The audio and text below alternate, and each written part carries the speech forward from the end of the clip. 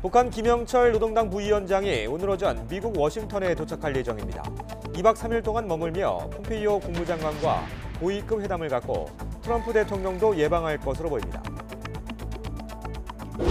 더불어민주당이 목포 부동산 투기 의혹을 받고 있는 손혜원 의원에 대해 추가 조치를 하지 않기로 결정했습니다. 재판 청탁 의혹이 있는 서영교 의원은 원내 수석부대표에서 자진 사퇴했습니다. 자유한국당은 특히 손혜원 의원을 초권력형 비리라고 비난하며 공세 수위를 높였습니다. 경찰이 오늘 구치소에 있는 조재범 전 코치를 찾아가 성폭행 혐의를 조사할 예정입니다.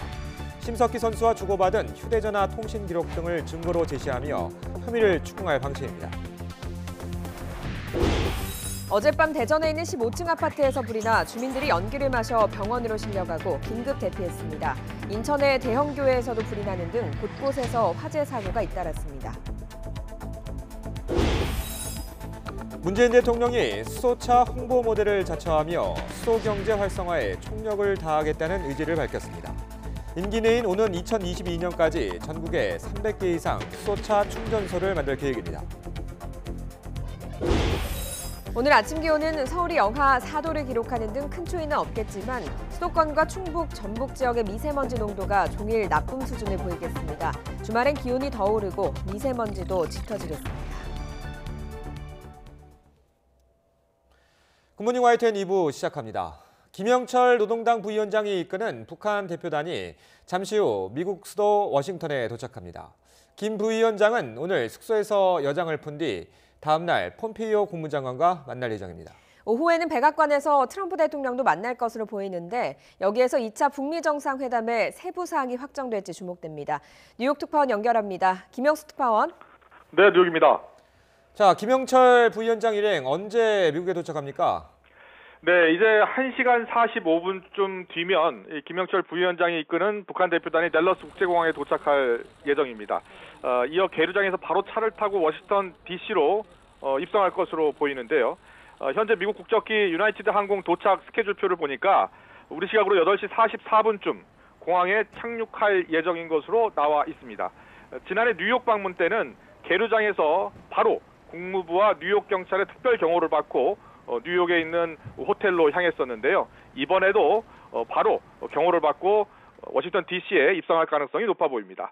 김영철 부위원장의 방미길에는 작년에도 함께 온 김성애 통일전선부 실장, 또 최강일 외무성 북미국장 대행 등이 함께하고 있습니다. 네, 김영철 부위원장 일행의 방미 일정 나온 게 있습니까? 아직 공식적으로 확인된 것은 없습니다. 하지만 일단 김 부위원장 일행 워싱턴 시내에 마련된 숙소에서 휴식을 취할 것으로 예상이 되고요. 다만 폼페이오 국무장관이 베푸는 만찬이 있을지가 관심입니다. 국무부가 공개한 폼페이오 장관의 일정에는 아직 공식 외부 행사가 없습니다. 핵심 일정은 미국 시각으로 18일인 내일 다 몰려 있는데요. 폼페이오 장관과의 북미 고위급 회담은 오전에 열릴 것으로 보이고요. 또 2차 북미 정상회담 세부 사항을 여기서 논의를 하고 또 비핵화 의제 조율도 할 것으로 보입니다. 오후에는 백악관에서 트럼프 대통령을 만날 가능성이 높습니다. 이때 김정은 위원장의 친서를 전달할 것으로 예상이 됩니다. 친서에는 2차 북미 정상회담 개최, 또 북미 관계 개선 의지를 강조하는 메시지가 담겨 있을 것으로 관측이 되고 있습니다. 또 비핵화와 상응 조치, 이 교환을 놓고 구체적인 의견이 들어있을지도 모른다라는 관측이 나옵니다. 북미 두 정상은 이 긴밀한 친서 외교를 재가동하고 있는데 2차 북핵 담판에 징검다리를 놓을 것으로 보입니다. 이어 폼페이오 장관의 주재하는 만찬도 예상해 볼 수 있겠습니다. 2박 3일의 일정을 마친 북한 대표단은 다음 날 정오쯤에 베이징행 항공편에 오를 것으로 보입니다. 자, 그러면 이번 북미 고위급 회담 이후엔 2차 북미 정상회담 일정과 장소가 발표되겠죠? 네, 그런 관측이 나오고 있습니다. 북미 양측 이번 고위급 회담, 또 트럼프 대통령과 김정은 위원장의 간접 의견 교환을 통해서 2차 북미 정상회담 일시 장소의 윤곽이 나올 것으로 보입니다. 어제 워싱턴 포스트 보도에 이어서 로이터 통신도 트럼프 대통령이 김 부위원장을 만난 뒤에 2차 북미 정상회담 일정 계획을 공식 발표할 수도 있다라고 전하고 있습니다. 현재로서는 2차 북미 정상회담을 2월 중순 이후 베트남 하노이나 다낭 개최가 아주 유력하게 거론되고 있습니다. 또 비핵화와 상응 조치를 둘러싼 북미 양측의 이견이 얼마나 좁혀질지도 북측 대표단의 워싱턴 방문을 바라보고 있는 관전 포인트가 될 것 같습니다. 지금까지 뉴욕에서 전해드렸습니다. 김영철 부위원장 일행은 다른 곳을 경유하지 않고 미국 수도 워싱턴을 직접 방문하는 첫 북한 고위관리라는 기록을 남기게 됐습니다. 경호와 숙소 등에서도 파격적인 의전이 있을 것으로 예상됩니다. LA 김기봉 특파원입니다. 지난해 5월 말 1차 방미 때 트럼프 대통령의 환대를 받았던 김영철 노동당 부위원장. 이번 2차 방문에서는 이동 경로가 한층 업그레이드 됐습니다. 뉴욕을 통해 입국해 육로로 이동했던 당시와 달리 이번엔 수도 워싱턴 직행입니다. 지난해 2000년 조명록 북한군 차수도 워싱턴을 방문했지만 그때도 입국은 샌프란시스코를 통해서였습니다. 항공편 역시 중국 국적기를 이용했던 1차 방미 때와 달리 이번엔 미국 국적기입니다. 탑승 직전 보안 검색을 놓고 작은 마찰을 빚기도 했지만 미국 국적기로 수도 직행이라는 기록이 세워지게 됐습니다. 미 정부가 김 부위원장의 워싱턴 직행을 허용한 것은 적극적인 대화 의지의 반영으로 해석됩니다. 따라서 공항 경호와 숙소 제공에서도 파격적인 예우의 가능성이 점쳐지며 김 부위원장 수행을 위해 박성일 뉴욕 북한 차석 대사의 이동에 대한 특별 승인도 이루어졌을 것으로 보입니다. 북한 입장에서도 유엔 주재 북한 대표부가 있는 뉴욕을 거치지 않고 워싱턴으로 직행한 것은 미국에 상응하는 대화 의지로 보여 2차 북미 정상회담에 대한 긍정의 메시지로 해석됩니다. LA에서 YTN 김기봉입니다. 북한의 대미 외교 핵심 인물인 최선희 외무성 부상은 김영철 부위원장과 동행하지 않았습니다. 대신 스웨덴으로 향했습니다. 스웨덴에서 열리는 국제회의에 참석하기 위한 건데요. 이 회의에서 미국 측 참석자들과 접촉할 것으로 보입니다. 박병한 기자가 보도합니다. 6자 회담과 북핵 협상에서 북측 통역과 실무 협상 책임을 맡아 우리에게도 널리 알려진 최선희 외무성 부상이 스톡홀름에 도착했습니다. 당초 최 부상은 김영철 부위원장을 수행해 워싱턴 방문이 예상됐으나 혼자서 스웨덴으로 향한 것입니다. 최 부상의 스웨덴 방문은 표면적으로는 스웨덴 민간 연구기관이 주최하는 국제회의에 참석하기 위한 것입니다. 하지만 회의에는 미국 측 관계자들도 참석할 것으로 알려져 북미 당국 간 또는 1.5 트랙 차원의 접촉이 예상됩니다. 특히 최 부상의 카운터파트인 스티브 비건 미 국무부 대북정책 특별대표와 첫 만남이 이루어질지 주목됩니다. 워싱턴에서 열리는 폼페이오 김영철 회담에서 진전이 있으면 비건 대표가 곧 스톡홀름으로 와서 최 부상과 이번 주말쯤 회담할 것이라는 관측이 있습니다. 최 부상은 이번 주말을 스웨덴에서 보내고 오는 22일쯤 귀국 예정입니다. 비건 대표는 지난해 8월 대북정책 특별대표에 임명됐고 10월 폼페이오 국무장관의 평양 방문도 수행했으나 최 부상이 평양을 비워 지금까지 최 부상을 만나지 못했습니다. 6자 회담에서 북측 대표의 긴 연설을 짧은 영어 몇 단어로 압축 통역해 북외무성 실세임을 과시하기도 한 최 부상과 비건 대표의 첫 만남이 이루어지게 될지 주목됩니다. YTN 박병환입니다. 이런 가운데 미국 국방부가 북한과 평화로 향할 수 있는 새로운 길이 존재하긴 하지만 북한의 미사일 능력은 특별한 위협이라고 평가했습니다. 미 국방부는 2019년 미사일 방어 검토 보고서에서 이같이 밝히고 미국은 경계 태세를 유지해야 한다고 말했습니다. 미사일 방어 검토 보고서는 지난 2010년 오바마 정부 때 발간된 이후 9년 만에 나왔습니다. 다음 소식입니다. 더불어민주당이 목포 문화재 거리와 관련해 투기 의혹이 불거진 손혜원 의원의 해명을 받아들여 일단 당천의 조치는 하지 않기로 했습니다. 재판 청탁 의혹이 제기된 서영교 의원은 원내 수석 부대표에서 스스로 물러났습니다. 염현 기자가 보도합니다. 더불어민주당은 오후 늦은 시각 긴급 최고위원 회의를 열었습니다. 목포 부동산 투기 의혹을 받는 손혜원 의원과 재판거래 의혹이 일고 있는 서영교 의원에 대한 조사 결과를 논의하기 위해서입니다. 1시간이 넘은 경론 끝에 민주당은 일단 손혜원 의원의 입장을 받아들이기로 했습니다. 목포 구도심의 역사 재생을 위해 관련 건물을 매입했다고 해명하였습니다. 지금까지의 정황을 종합하여 투기 목적은 없었다는 손 의원의 입장을 수용하였습니다. 이에 따라 손 의원은 문화체육관광위원회 간사직도 그대로 수행하게 된다고 설명했습니다. 민주당은 손 의원의 경우 다른 의혹이 또 제기되면 진행 상황에 따라 다시 판단하겠다면서 징계 절차를 밟지는 않겠다고 선을 그었습니다. 야당의 맹공이 이어지고 있지만 당사자가 강력 반발하는 데다 여러 정황상 법적으로 문제가 없다는 판단을 내린 것으로 해석됩니다. 실제 손혜원 의원은 목포 건물 구입이 차명이라면 전 재산을 국고에 환원하고 의원직도 사퇴할 것이라면서 초강수를 뒀습니다. 말도 안 되는 요즘 말대로 얼척없는 얘기들을 하니까 제가 이제 정말 의원직을 걸고 가겠다. 내 전 재산을 주겠다. 이게 만약에 차명이면 이렇게 이제 강하게 제가 나갈 수밖에 없죠. 재판 청탁 의혹의 당사자인 서영교 의원은 최고위원회의 시작 직전 홍영표 원내대표에게 사실 여부를 떠나 당과 사법개혁에 부담을 주지 않겠다며 원내수석 부대표에서 물러나겠다고 전했습니다. 민주당은 최고위 결과 발표 전 자유한국당 법사위 소속 의원도 임종원 전 법원행정처 차장에게 한국당 노철래, 이군현 의원의 재판 관련 청탁을 한 것으로 드러났다고 역공을 펴면서 사실상 야당의 파상 공세에 정면 대응하겠다는 의지를 분명히 했습니다. YTN 염혜원입니다. 이처럼 민주당은 손혜원 의원에 대한 당 차원의 징계를 고려하지 않고 있지만 자유한국당은 초권력형 비리로 규정하고 김정숙 여사까지 언급했습니다. 청와대는 예의와 선을 지키라며 반박했습니다. 최기성 기자의 보도입니다. 자유한국당 지도부는 민주당 손혜원, 서영교 의원의 잇따른 의혹에 대해 공세 수위를 한껏 끌어올렸습니다. 특히 손혜원 의원이 김정숙 여사와 고교 동창인 점을 언급하며 초권력형 비리라고 규정했습니다.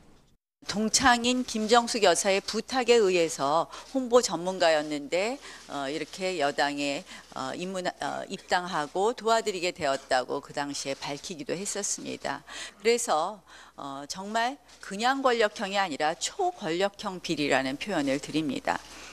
한국당은 손 의원이 청렴의 의무와 국가 이익을 우선해 직무를 행하도록 한 헌법과 국회법을 어겼다면서 국회에 징계 요구안도 제출했습니다. 청와대 김의겸 대변인은 즉각 입장을 내고 김정숙 여사는 무관하다면서 최소한의 예의와 선을 지켜달라고 반복했습니다.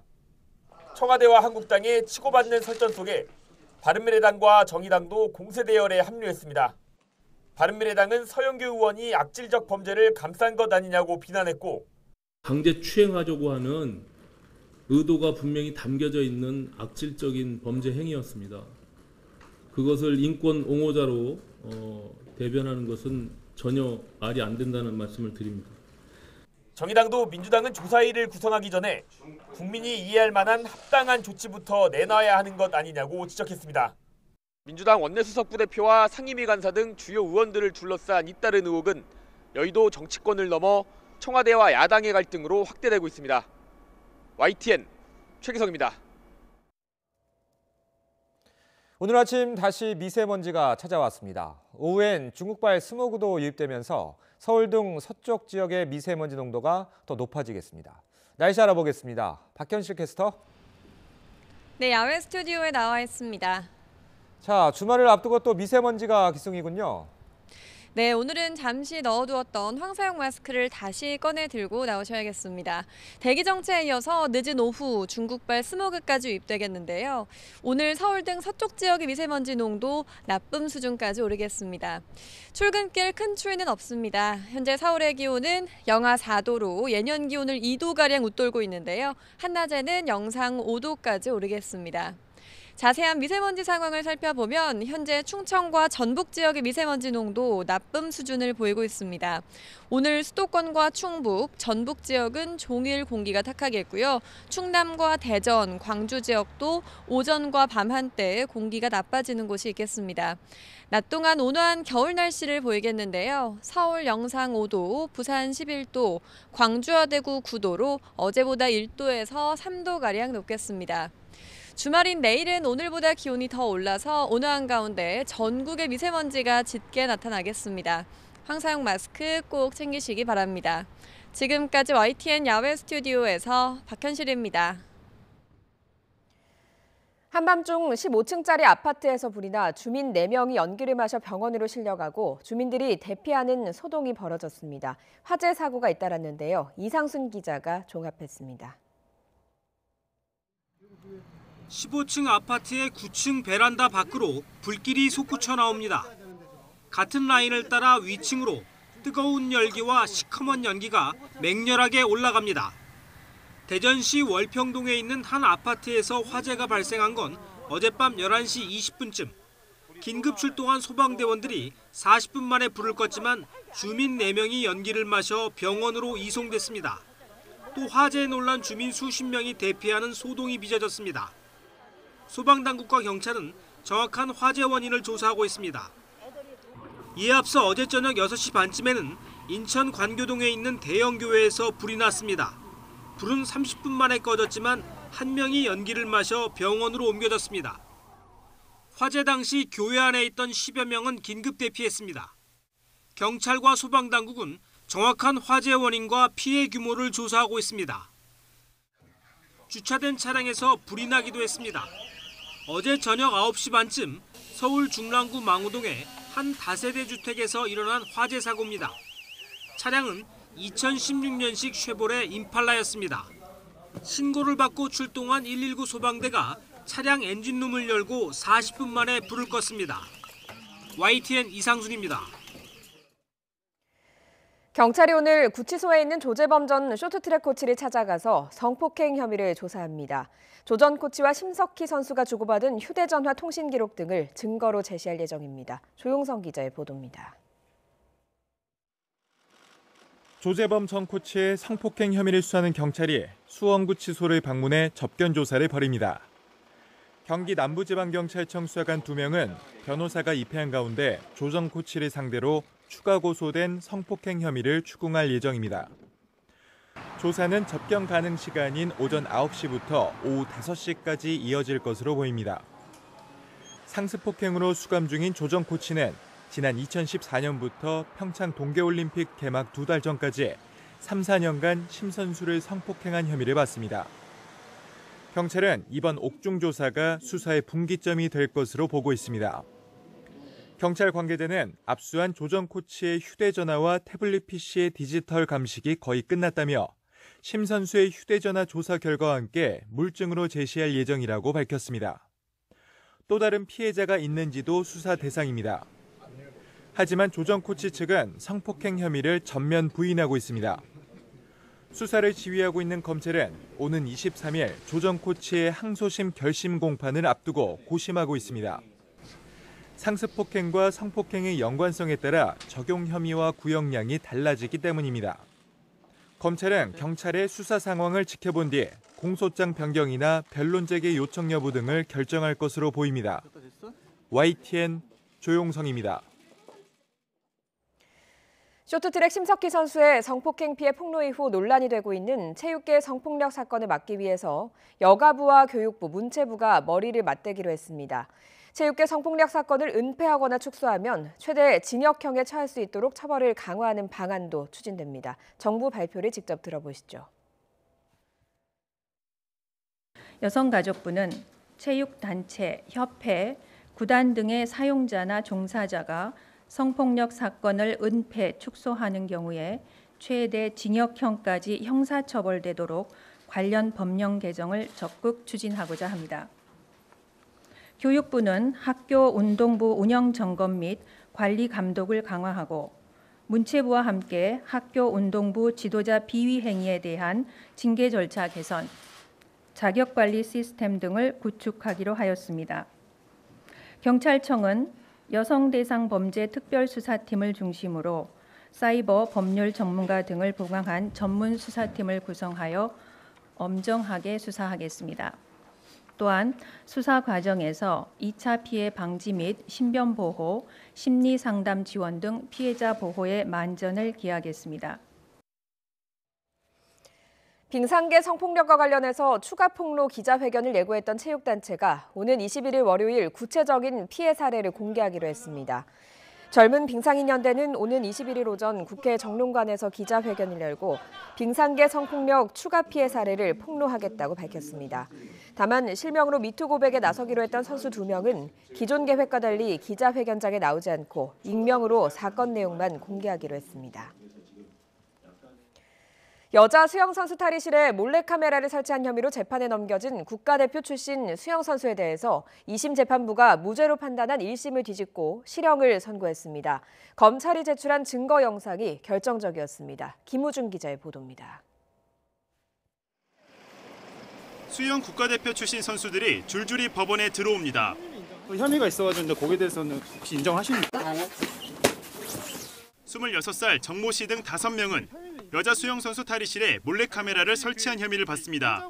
유출을 하셨어요? 무슨 말씀이시죠? 그 영상에 대해서 유출을 하시는지 궁금해요. 아니요, 안 했습니다.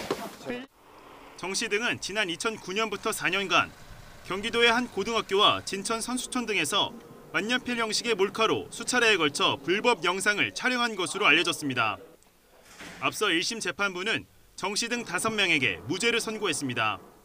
정 씨가 몰카 촬영을 자백까지 했지만 이를 뒷받침할 증거가 없다는 게 이유였습니다. 하지만 2심 재판은 새로운 국면을 맞았습니다. 정 씨가 촬영한 몰카 영상을 검찰이 확보한 겁니다. 또 몰카 구입 경로와 구매처까지 찾아내 증거로 제시했습니다. 결국 2심 재판부는 무죄를 선고한 1심을 깨고 정 씨에게 징역 10개월에 40시간의 성폭력 치료 프로그램 이수를 선고했습니다.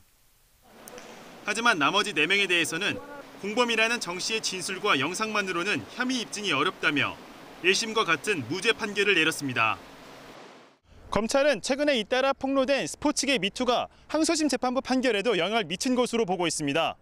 다만 물증까지 제시된 상황에서 공범들에게 무죄가 선고된 건 아쉽다는 입장입니다. YTN 김우준입니다. 문재인 대통령이 울산에서 열린 수소경제전략 보고회에 참석했습니다. 2030년까지 수소차와 연료전지 모두 세계시장 점유율 1위를 목표로 적극 지원하겠다고 밝혔습니다. 들어보시죠. 수소경제는 에너지원을 석탄과 석유에서 수소로 바꾸는 산업구조의 혁명적 변화입니다. 수소의 생산, 저장, 운송, 활용 전 분야에 걸쳐 새로운 산업과 일자리를 창출해낼 것입니다. 2030년 수소차와 연료전지에서 모두 세계시장 점유율 1위를 하는 것이 우리의 목표입니다.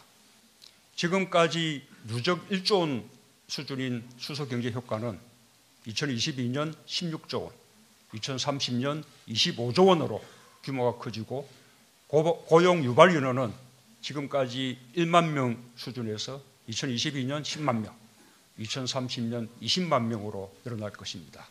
2030년까지 정부의 목표대로 수소차가 보급되면 연간 3만 톤, 현재 발생량의 10%에 해당하는 미세먼지를 줄이는 효과가 있을 것으로 전망합니다. 수소 충전소 규제 개선과 설치 지원도 강화하겠습니다. 규제 샌드박스 1호가 도심 수소차 충전소 설치입니다. 수소 충전소를 올해 86개, 2022년까지 310개로 늘려 수소차 이용의 편의를 높이겠습니다. 정부의 계획대로라면 6년 뒤에는 지금의 반값인 3천만 원대 수소차도 등장할 것으로 보입니다. 부족한 충전소도 도심 곳곳에 들어섭니다. 최하영 기자가 보도합니다. 6년 전 세계에서 가장 먼저 수소차 상용화에 나선 우리나라지만 지난해 수소차 보급은 1,800여 대에 그쳤습니다. 수소차를 구매하면 국비와 지방비 최대 3,600만 원을 지원받을 수 있지만 예산이 부족할 뿐더러 충전소 역시 전국 14곳에 불과하기 때문입니다. 지금 현재 서울 근교에는 충전소가 없어요. 상암동하고 여기하고 2군데밖에 없거든요. 근데 상암동은 압이 낮아서 한 절반밖에 충전이 안 돼요. 정부가 수소경제 시대를 예고하면서 앞으로 이런 걱정은 줄어들 것으로 보입니다. 부품 국산화를 거쳐 6년 뒤 수소차 양산 체계를 갖추면 3천만 원대 반값 보급이 가능하고 오는 2040년에는 620만 대까지 생산 확대에 나섭니다. 이같이 수소차가 일상화될 때쯤이면 수소 버스와 택시도 곳곳을 누빌 전망입니다. 이를 위해 그동안 걸림돌로 작용했던 수소 충전소도 오는 2040년까지 1,200곳으로 확대하기로 했습니다. 또 현재는 규제가 까다로워 도심 중심부에 수소 충전소를 세우기 어렵지만 규제 샌드박스를 활용해 구축을 앞당깁니다. 기존의 LPG, CNG 충전소의 수소 융복합 충전소 전환 등을 추진하는 한편 입지 제한, 이격거리, 운전자 셀프 충전 등 수소 충전소 관련 핵심 규제도 지속적으로 개선해 나가겠습니다. 수소 폭발 우려에 대해 정부는 가스나 LPG보다 안전하고 안전장치를 마련했다며 안심을 당부했습니다. YTN 최아영입니다. 친황, 친한, 친오. 전당대회를 한 달여 앞둔 자유한국당 내에서 최근 부쩍 오르내리는 말입니다. 계파 갈등이 다시 불거지는 걸 막자며 당권 주자들이 꺼낸 말인데요. 한국당 내 당권 경쟁이 본격화하는 모습입니다. 김주영 기자입니다. 최근 자유한국당에 입당한 황교안 전 국무총리가 영등포 당사를 찾았습니다. 당직자들을 만나 접촉면을 넓혀가고 있는 황 전 총리는 당내에서 친황교안, 친황이라는 말이 나온다고 묻자 자신은 친한이라고 맞받았습니다. 나는 친한이다. 친한, 대한민국을 나는 사랑한다. 또 한국당하고 친하고 싶다. 그 얘기했어요. 알겠습니다. 지금은 뭐 그런 거 따질 때도 아니고 따져서도 안 되고. 다음 달 전당대회에 등판하면 계파 갈등이 또 불거질 거란 일각의 우려를 일축한 겁니다. 하지만 친박색이 강한 황 전 총리에 대해 견제는 계속됐습니다. 당장 오세훈 전 시장은 친오라는 말이 없어 다행이라면서 자신은 계파를 뛰어넘는 길을 가겠다고 강조했습니다. 지금까지 친오라는 말씀은 안 나오는 것 같아요. 저는 다행이라고 생각합니다. 일부러 좀 어려운 길을 가겠다라는 결심을 하고 있고요. 김병준 비상대책위원장도 최근 계파 갈등 우려를 걱정하는 사람들이 출마 권유를 하고 있다면서 전당대회 출마에 여지를 남겼습니다. 권유하시는 분들이 여러 가지 이유를 가져오는데 그 이유가 합당한가를 지금 생각하고 있는 거예요. 홍준표 전 대표는 SNS에 황 전 총리를 겨냥해 레밍 신드롬, 도로 친박당, 도로 탄핵당, 도로 병역비리당이라고 비판했다. 논란이 일자 뒤늦게 레밍 신드롬이란 말을 삭제했습니다. 유력한 당권 주자들이 한 목소리로 계파 갈등을 우려하는 것 자체가 이미 계파 간 신경전이 시작된 것을 반증하는 것 아니냐는 목소리도 나옵니다. 여기에 경북 경산 당협위원장 선출에 반대하는 돌발 시위가 열리는 등 당 지도부에 대한 반발도 계속되며 전당대회를 앞둔 한국당은 연일 시끄럽습니다. 당 지도체제가 현행 단일 지도체제로 확정되면서 당권 주자들의 출마 선언도 본격 시작될 것으로 보입니다. 유력 인사들이 대거 참여할 경우 전당대회 흥행이 예상되지만 그만큼 후유증도 적지 않을 것이란 분석도 나옵니다. YTN 김주영입니다. 자유한국당을 비롯한 야당은 정치적 편향성 논란이 불거진 조혜주 중앙선거관리위원회 상임위원 후보자의 지명 철회를 촉구하면서 국회 행정안전위원회 전체 회의 소집을 요구했습니다. 한국당과 바른미래당 등 행안위 소속 의원들은 문재인 대통령 대선 캠프 특보 출신인 조혜주 후보자의 임명을 강행한다면 여야 협치를 하지 않겠다는 뜻이라며 이같이 강조했습니다. 하지만 행안위 더불어민주당 간사인 홍익표 의원은 조 후보자는 정당 활동을 한 적이 없다고 명확히 밝히고 있다며 현안 질의가 아닌 인사청문회를 개최해야 한다고 맞섰습니다. 박근혜 정부 시절 국정원으로부터 뇌물을 받은 혐의로 재판에 넘겨진 최경환 의원이 2심에서도 실형을 선고받았습니다.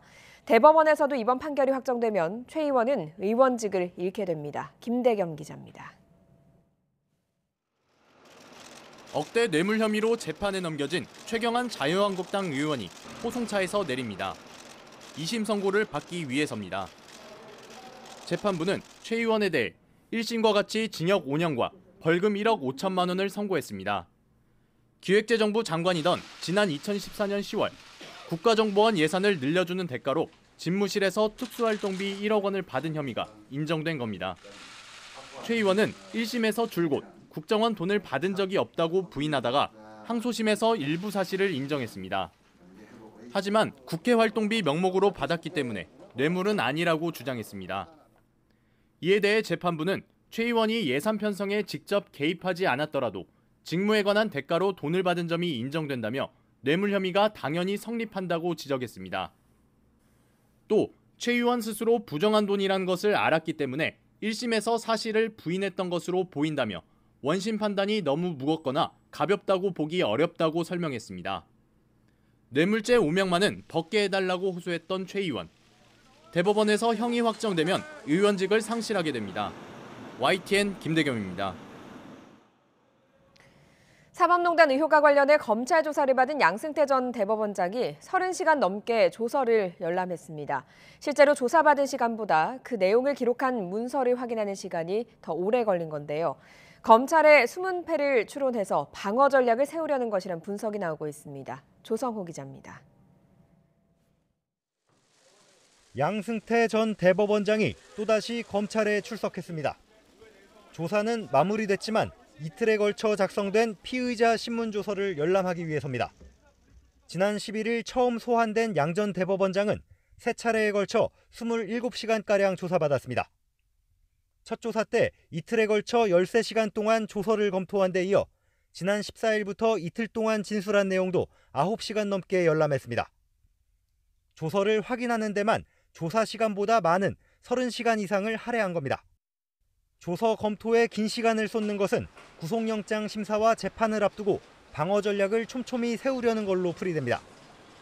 검찰 질문과 자신의 답변을 외우다시피 해 검찰이 확보한 증거와 숨은 패가 뭔지 추론하려는 목적일 수 있습니다. 앞서 양 전 대법원장 측은 소명할 부분은 재판 과정에서 하겠다면서 법정에서 본격적인 공방을 벌일 계획을 내비쳤습니다. 구속영장 청구를 비롯한 검찰의 수사 시계를 늦추려는 꼼수라는 지적도 나옵니다. 검찰은 일제 강제징용 소송 재판 개입과 사법부 블랙리스트 작성 등을 지시한 혐의를 추궁했지만 양 전 대법원장은 사실상 혐의를 전부 부인한 것으로 전해졌습니다. 검찰은 양 전 대법원장에 대한 구속영장 청구 여부와 함께 의혹에 연루된 전현직 판사들을 어느 범위까지 처벌할 수 있는지도 검토하고 있습니다. YTN 조성호입니다.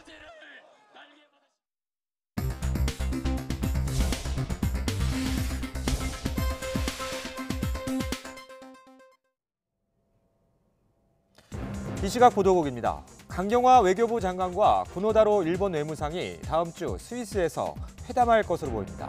다음 주 회담이 열리면 우리 대법원의 징용배상 판결이 내려진 지난해 10월 이후 한일 외교장관의 첫 대면 회담이 됩니다. 카카오가 카풀 시범 서비스를 오늘 오후 2시부터 잠정 중단합니다.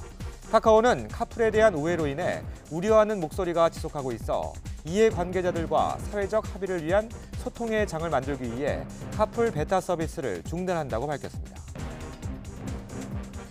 공직선거법 위반 혐의로 재판에 넘겨진 권영진 대구시장이 항소심에서도 1심과 같은 벌금 90만 원을 선고받아 시장직을 유지할 수 있게 됐습니다.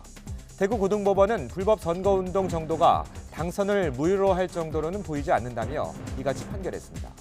권 시장은 6.13 지방선거를 앞둔 지난해 4월과 5월 두 차례에 걸쳐 현직 단체장 신분으로 자신과 자유한국당 후보에 대한 지지를 호소한 혐의로 재판에 넘겨졌습니다.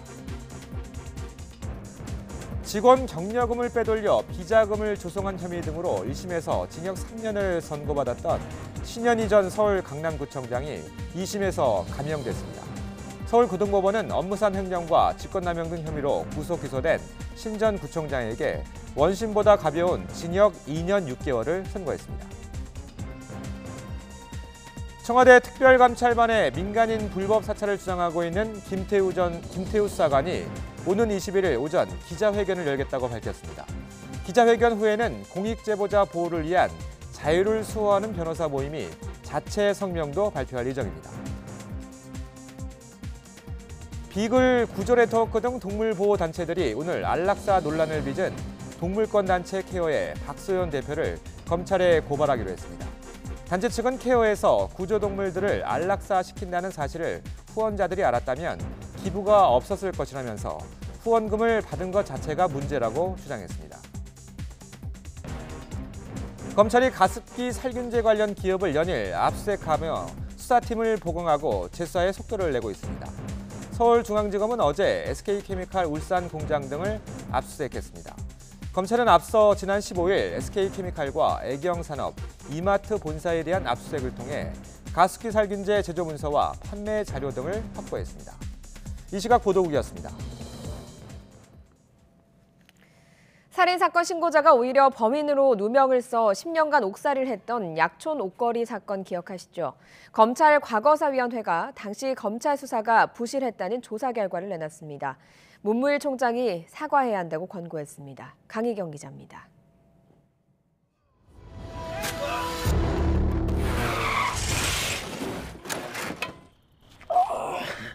지난 2000년 8월 10일 새벽 전북 익산 약촌 오거리에서 택시기사가 흉기에 여러 차례 찔려 숨진 채 발견됐습니다.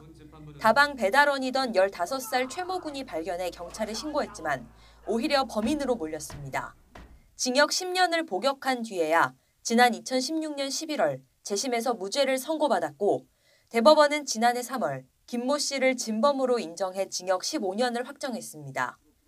무고한 사람이 범인으로 몰려 10년간 옥살이했던 이른바 약촌 오거리 사건과 관련해 당시 검찰의 부실 수사 등 과오가 인정된다는 검찰 과거사위원회 조사 결과가 나왔습니다. 경찰 가혹 행위로 인한 최 씨의 허위 자백과 목격자 진술, 택시 운행 기록 등이 어긋나는데도 검찰은 최 씨를 기소했고 3년 뒤 진범이 잡혔는데도 불구속 수사하도록 하는 등 부실한 수사 지휘로 오히려 진범에게 면죄부를 줬다는 겁니다. 이와 함께 KBS 정현주 전 사장의 배임 사건에서도 당시 검찰의 기소가 부당했다는 조사 결과가 나왔습니다. 앞서 정 전 사장은 세무당국을 상대로 한 법인세 등 부가처분 취소 소송에서 일부만 돌려받기로 하고 소송을 취하해 회사에 손해를 끼쳤다는 혐의로 기소됐습니다. 결국 대법원에서 무죄 판결을 받았는데 과거사위는 유죄 판결 가능성에 타당한 이유가 없는데도 검찰이 무리하게 공소를 제기한 결과였다고 판단했습니다. 과거사위는 두 사건에서 모두 검찰의 과오가 드러난 만큼 문무일 검찰총장이 직접 사과해야 한다고 권고했습니다. YTN 강희경입니다. 100여 년 전 충북 청주의 관문이자 중심지였던 옛 청주역이 복원됐습니다. 역사와 철로 또 당시 운행하던 열차의 모습까지 곳곳에 100년 전 모습을 그대로 재현했습니다. 이성우 기자가 다녀왔습니다. 일제강점기인 1921년 처음으로 지어진 청주역. 쌀 운반을 목적으로 철도망이 이어지면서 충남 조치원과 충북 청주로 잇는 노선이 개통했습니다. 당시 역앞광장은 사람들로 북적이는 만남의 장소이자 충북 경제의 중심지였습니다. 신도시 개발로 1968년 청주시 우암동으로 청주역이 옮기기 전까지 이곳은 주민들의 삶과 애안이 담긴 장소였습니다. 분위기 좋았어요. 이쪽에 이제 우리도 이쪽에 살았는데 분위기 손님도 많고 분위기 좋았지요. 이곳 있을 때는 자주 이제 타기도 하고 그랬었죠. 이후 청주역은 1980년 충북선 복소나 완공으로 한 차례 자리를 더 옮기며 옛 모습을 다 잃어버렸습니다. 하지만 100여 년 전 옛 청주역의 모습이 그 모습 그대로 다시 태어났습니다. 역사는 물론 철로와 당시 운행하던 열차의 모습까지 곳곳의 옛 모습을 재현했습니다. 전시관에는 당시 승무원의 물품과 지금은 볼 수 없는 자료들이 전시됐습니다. 청주역 복원 사업은 역사적 콘텐츠를 활용해 침체한 구도심을 살리자는 취지로 시작됐습니다. 청주시는 청주역 복원으로 주변 광장과 역사 지하 공연 주차장 활용으로 구도심을 살리는 데도 도움이 될 것으로 기대하고 있습니다. 어르신들에게는 옛 정취를 느낄 수 있는 추억의 공간이 되겠고요. 또 학생들에게는 볼거리, 즐길거리, 역사의 청주시를 느낄 수 있는 한때 지역의 대표 관문이었다 사라진 옛 청주역. 100여 년 만에 다시 주민의 사랑과 추억이 담겨 있는 옛 모습 그대로 태어났습니다. YTN 이성우입니다. 밴드 봄, 여름, 가을, 겨울이 30주년 기념 소극장 공연에 막을 올렸습니다. 멤버 전태가는 얼마 전 세상을 떠났지만 음악은 남은 만큼 앞으로도 계속 멋진 무대를 선사할 예정입니다. 박석영 기자가 다녀왔습니다. 무대 위 차려진 LP바에 봄, 여름, 가을, 겨울 김종진과 연주자 8명이 찾아왔습니다. 지난해부터 준비한 30주년 기념 소극장 장기 공연이 시작된 겁니다. 종진이와 태관이의 30년 이야기를 음악에 담아서 공연에 들려드리겠습니다. 여러분도 같이 시간여행 떠나기로 해요. 3시간 동안의 공연에서 김종진은 녹슬지 않은 기타 솜씨와 화려한 무대 매너를 보여줬습니다. 어떤 이의 꿈 등 숱한 히트곡은 물론 미발표 곡인 Come Sail Away도 깜짝 공개했습니다. 소극장인 만큼 관객과 함께 타악기를 흔들며 무대를 꾸미고 게스트가 직접 팬들의 엽서를 읽어주는 등 객석과의 소통도 이어졌습니다. 40주년, 50주년, 60주년도 오케이? 콜? 콜. 네. 언제나 함께 해주세요. 사랑하는 나의 봄, 여름, 가을, 겨울 그리고 정진 오빠, 천국에 계신 태관 오빠 화이팅. 동료이자 둘도 없는 친구였던 드럼 연주자 전태관이 세상을 떠난 이후 처음 오른 무대. 돌아갈 수는 없지만 꼭 돌려보고 싶은 그 마음을 담아서 이 곡 띄워드리겠습니다. 마지막으로 함께 작업했던 곡인 고장난 시계를 부르며 김종진은 눈물을 훔쳤고 돌아갈 수 없는 건가요? 팬들 역시 눈시울을 적셨습니다. 눈물 나게 봤고요. 돌아가신 분 생각이 좀 많이 나서 계속 앞으로 10년, 20년은 더 계속 오래 하실 것 같아요, 밴드가. 공연은 다음 달 24일까지 진행되며 김현철과 유희열 등 동료 가수들이 게스트로 참여할 예정입니다. YTN 박서경입니다. 강릉 펜션 사고 마지막까지 입원 치료를 받고 있던 고등학생 2명이 오늘 퇴원합니다. 이로써 강릉과 원주에서 입원 치료를 받던 학생 7명이 사고 발생 32일 만에 모두 병원을 떠나게 됐습니다. 원주 세브란스 기독병원은 두 학생 모두 의식이 또렷한 상태로 고압 산소 치료와 재활 치료를 하고 있다며 오늘 퇴원할 예정이라고 밝혔습니다. 전국 17개 시도교육감이 어린이집 보육고사 처우 개선비를 교육청 예산으로 부담하지 않겠다고 밝혔습니다. 시도교육감협의회는 어제 대전에서 정기총회를 열고 어린이집 보육고사의 처우 개선비 713억 원을 교육세로 부담하도록 한 유아교육 특별회계 지침을 받아들일 수 없다는 성명서를 발표했습니다. 협의회는 성명에서 처우 개선비는 한시적으로 추진하는 선심성 예산이라고 규정하고 보육교사 처우 개선은 교육부가 아닌 보건복지부가 할 일이니 복지부 예산으로 감당하라고 말했습니다.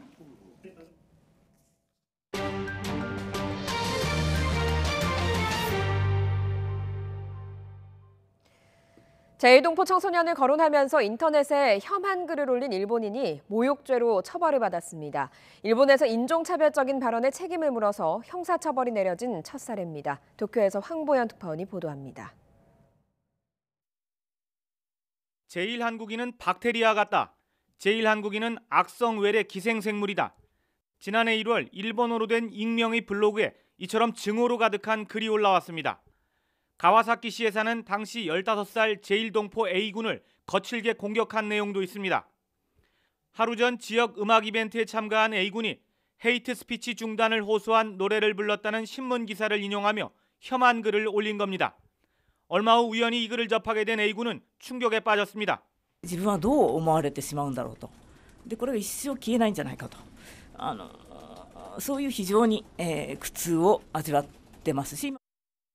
평소 헤이트 스피치 반대 운동에 열심이던 A군은 해당 글을 올린 익명의 블로거를 경찰에 고소했습니다. 조사 결과 문제의 글을 쓴 사람은 큐슈에 사는 60대 일본인 남성으로 밝혀져 재판에 넘겨졌습니다. 이 일본인은 자기가 쓴 글은 맞지만 일기처럼 쓴 것이지 A군을 지목한 건 아니라고 변명했습니다.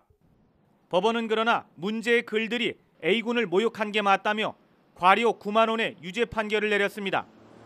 액수가 크지는 않지만 인터넷상에서 익명으로 쓴 헤이트 스피치가 일본에서 모욕죄로 처벌받기는 이번이 처음입니다. 지금도 인터넷상에 떠도는 혐한 글들이 형사처벌 대상이 될 수 있다는 것을 경고했다는 점에서 이번 판결의 의미가 크지만 너무 가벼워 보이는 형량은 아쉬운 대목으로 남아 있습니다. 도쿄에서 YTN 황보현입니다. 미중 고위급 무역 협상이 이달 말 워싱턴에서 열릴 예정인 가운데 트럼프 정부 안에서 대중국 관세 철회 주장이 나왔다고 월스트리트 저널이 보도했습니다. 이 신문은 정부 전략회의에서 대중협상파인 스티브 무누신 재무장관이 중국의 양보를 유인하기 위한 관세 인하나 철회 방안을 제시했다고 전했습니다. 하지만 대중강경파인 로버트 라이트하이저 미 무역대표부 대표는 관세 철회가 나약함의 표시로 비칠 수 있다며 반대한 것으로 알려졌습니다. 다만 오는 3월 1일까지 중국과 협상을 타결하면 그때 일부 관세를 철회할 수 있다는 다소 누그러진 태도도 보이고 있는 것으로 전해졌습니다. 프랑스 검찰이 마크롱 대통령의 수행비서를 하다가 파면된 전 보좌관 알렉산드로 베날라를 체포해서 조사 중입니다. 베날라는 파면된 뒤에도 공무상 보유했던 외교관 여권을 사적인 용도로 사용한 혐의를 받고 있습니다. 베날라는 작년 7월 파면된 뒤에도 자신이 갖고 있던 외교관 여권을 사용해서 아프리카를 방문해 정부 인사들을 만나 프랑스 관련 로비 활동을 벌인 것으로 조사됐습니다.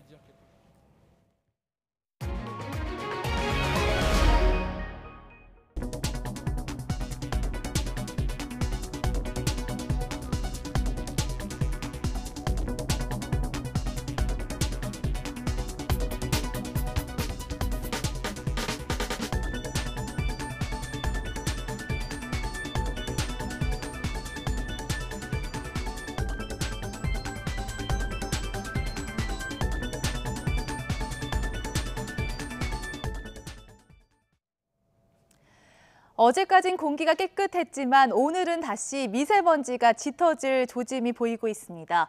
지금 실시간 미세먼지 상황인데요. 중국 쪽의 미세먼지가 지금 서해상까지 바짝 넘어와 있습니다. 늦은 오후부터는 서쪽 내륙 지역까지 유입될 것으로 보입니다. 현재 출근길은 대기 정체로 충청과 호남 지역부터 초미세먼지 농도가 나쁨 단계를 보이고 있는데요. 늦은 오후부터 수도권 지역도 대기질이 나쁨 수준까지 점차 치솟을 것으로 보입니다. 나오실 때 황사용 마스크를 다시 꺼내셔야겠습니다. 주말엔 기온이 오르는 만큼 미세먼지 수치도 올라갑니다. 오늘은 서울 낮 기온이 영상 5도, 내일은 영상 6도까지 높아지면서 미세먼지가 더욱 짙어지겠습니다. 모레 낮부터 북쪽에 찬바람이 불면서 기온이 떨어지겠고요. 미세먼지 수치도 낮아질 것으로 보입니다. 오늘 하늘 자체는 맑겠지만 동해안 지역은 건조주의보 속에 대기가 메말라 가겠습니다. 현재 기온은 어제 아침과 비슷하거나 조금 낮습니다. 서울 기온이 영하 4.3도, 대구 영하 2.2도, 부산은 영상 1.7도로 큰 추위는 없는데요.